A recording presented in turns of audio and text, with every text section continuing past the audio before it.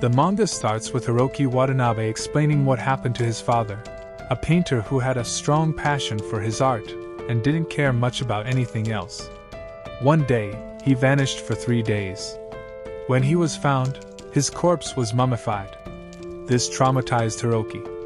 He was just a kid when it happened. To mummify a corpse, the area needs dry, clean air, no bacteria, and ideally 3 years. These conditions weren't possible where his father was found. The fact that it happened in 3 days made no sense.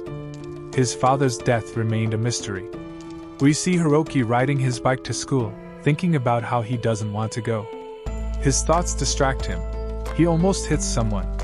He looks up and sees his classmate, Yuki Sasamori. He's never talked to her, but it turns out she takes the same route to school.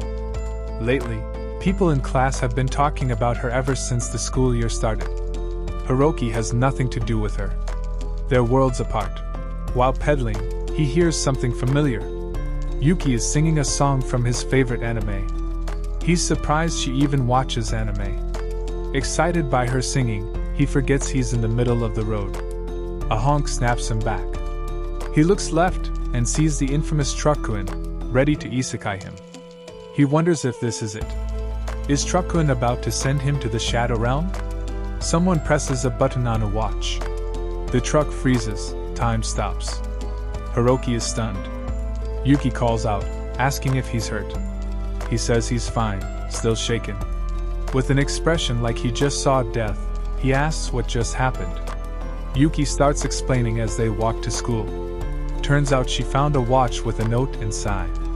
It said if you wind it up, time can be stopped for 20 minutes, 3 times a day. Hiroki found that suspicious, so did Yuki. But she couldn't stop thinking about it, so she took it home. She gave the knob a tiny twist. Time stopped, for about 10 seconds. It freaked her out, so she didn't touch it again. But when she saw him about to get isekai'd like this ditzy girl, she moved without thinking. He asks if the watch is real, how come he was the only one who could move. She doesn't know either. Maybe he has some kind of mutation. After they reach school, he thanks her for saving him. If it weren't for her, he'd be greeting his dad. She gives him a big smile and says he's welcome. He thinks she looked really cute just now. As she's leaving, he tells her it's best not to use the watch. Something feels off. He has a feeling that if they use it too much, something bad might happen. She agrees.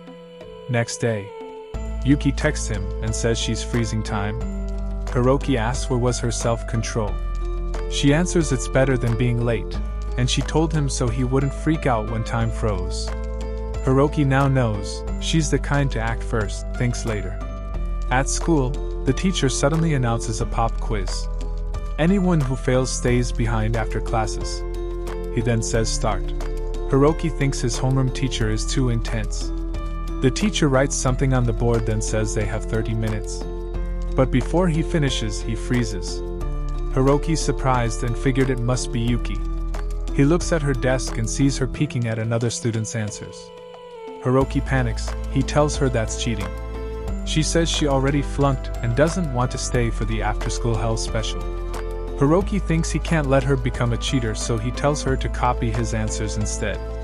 He says if he's offering, it's not cheating. She asks what he's even talking about. That's still cheating. Hiroki says it's not like she has a leg to stand on. She thanks him anyway, starts copying his answers and says she can remain on the straight and narrow.